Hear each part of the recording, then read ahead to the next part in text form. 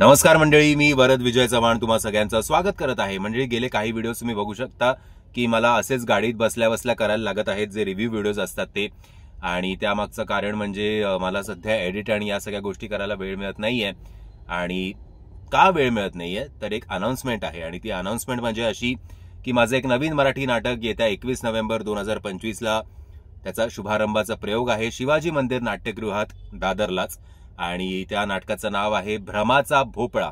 आचार्य आत्रे साहेबांनी हे नाटक लिहिलं आहे. विजय केंकरे सर हे नाटक डिरेक्ट करतायत आणि खूप मोठी स्टारकास्ट आहे या नाटकाची. म्हणजे सुनील तावडे सर आहेत, चेतना भट आहे, शुभंकर तावडे आहे, मी स्वतः आहे, अजिंक्य भोसले आहेत, अंकित म्हात्रे आहेत, प्रसाद दादा आहेत, त्याचबरोबर पूजा गोरे, कांचन, अर्चना शर्मा आणि सगळ्यात last but not the least Sanjay Narvekar sir आहेत. सो या सगळ्या लोकांबरोबर रंगमंच शेअर करणं माझ्यासाठी एक ड्रीम आहे, ड्रीम एक्सपिरियन्स आहे. आणि लवकरच आम्हाला जी आत्ता ही तालीम करताना मजा येते तर आय एम शुअर की प्रयोग करताना सुद्धा आम्ही तेवढीच मजा करू आणि तुम्हाला सुद्धा हा प्रयोग बघताना तेवढीच मजा येईल. सो आता येऊया आपण या आजचा हा व्हिडिओ कशा संदर्भात केलाय त्याच्या संदर्भात बोलतो. आता जास्त गोंधळ वाढवत नाही मी. तो शुक्रवारी रिलीज झाला होता गोंधळ नावाचा सिनेमा, आणि सोशल मीडियावर तर असं मला वाटत होतं की भरपूर हाईप आहे सिनेमाची, बट दुर्दैवाने ती हाईप कुठेही अशी बॉक्स ऑफिसवर दिसत नाहीये. काल रफ जर आपण बघायला गेलं डे 1 बॉक्स ऑफिस कलेक्शन तर ते आहे काहीतरी 6 लाखांच्या आसपास. आणि आज शनिवार असून सुद्धा ट्रेंडिंगवर सुद्धा नाहीये दुर्दैवाने हा सिनेमा बुक माय शोवर. ही अनफॉर्च्युनेट गोष्ट आहे, बट आय एम शुअर की लोक हळूहळू जसं या सिनेमाबद्दल चांगले चांगले रिव्ह्यूज देतील तसं तसं हा सिनेमा सिनेमागृहात जाऊन बघायला लागतील. एनिवेज, आता येऊया सिनेमाच्या गोष्टीबद्दल. मंडळी, गोष्ट आहे सुमनची. सुमन याचं काम हिचं काम केलेलं आहे इशिता देशमुख यांनी. सुमन आणि आनंदची. आनंद यांचं काम केलेलं आहे योगेश सोहनी. त्याचबरोबर सर्जेराव याचं काम केलेलं आहे निषाद भोईरजी यांनी. आणि साहेबराव यांचं काम केलेलं आहे अंजू प्रभू यांनी. या 4 जणांच्या अवतीभोवती ही सगळी कथा फिरत असते. आता जास्त मी डिटेल या कथेविषयी सांगत नाही, कारण या कथेत लग्न आहे, आधीचं मोडलेलं लग्न आहे, ते का मोडतं ते जाणण्यासाठी हा सिनेमा सिनेमागृहात जाऊन बघा. आणि त्याचबरोबर प्रेम आहे, त्याचबरोबर एक कॉन्स्पिरसी आहे. ती कॉन्स्पिरसी काय आहे हे जाणून घेण्यासाठी सुद्धा हा सिनेमा सिनेमागृहात जाऊन बघा. एका रात्रीची गोष्ट आहे जिकडे गोंधळ चालू असतो आणि त्या गोंधळातच हे सगळं साईड बाय साईड चालतं. सो अनफॉर्च्युनेटली फार मी तुम्हाला काही सांगू शकणार नाही या सिनेमाच्या स्टोरीबद्दल, कारण ट्रेलरमध्ये सुद्धा त्यांनी खूप चांगल्या प्रकारे तो ट्रेलर एडिट केलाय. नॉर्मली आपल्याला सिनेमाची गोष्ट जी आहे ती ट्रेलर किंवा टीजरमध्येच कळते, पण या सिनेमाच्या बाबतीत तसं होत नाही. सो गोंधळाचं ओव्हरऑल बॅकग्राऊंड असल्यामुळे आय मस्ट से की या सिनेमाची सिनेमॅटोग्राफी आणि प्रोडक्शन डिझाईन, आर्ट डिपार्टमेंट या लोकांनी खूप उत्तम काम केलेलं आहे.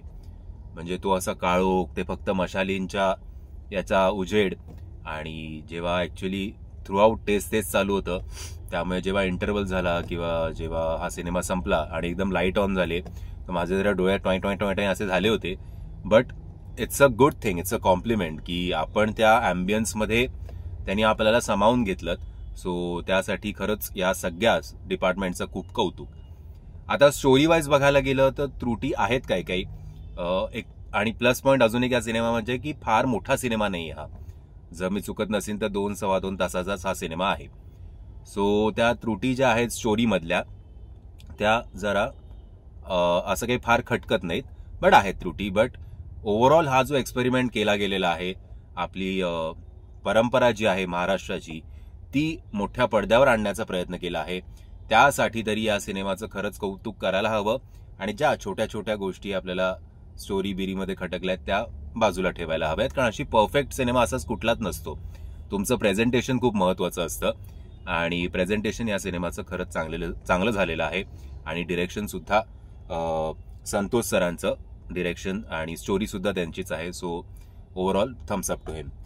गाणं ओके आहे, मतलब माहिती नाही लोकांना आवडेल सुद्धा, बट मला असं डिसेंट गाणी आहेत असं वाटलं.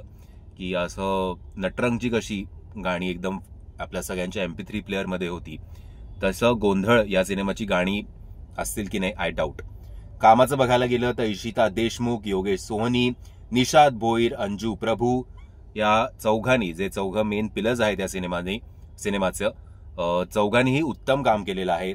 त्याचबरोबर किशोर कदम सर, सुरेश विश्वकर्मा सर, माधवी जुवेकर, ऐश्वर्या शिंदे, कैलाश वाघमारे, प्रशांत देशपांडे, पूनम पाटील, शरद जाधव आणि आय एम सॉरी खूप काही नावं मिस केली असतील.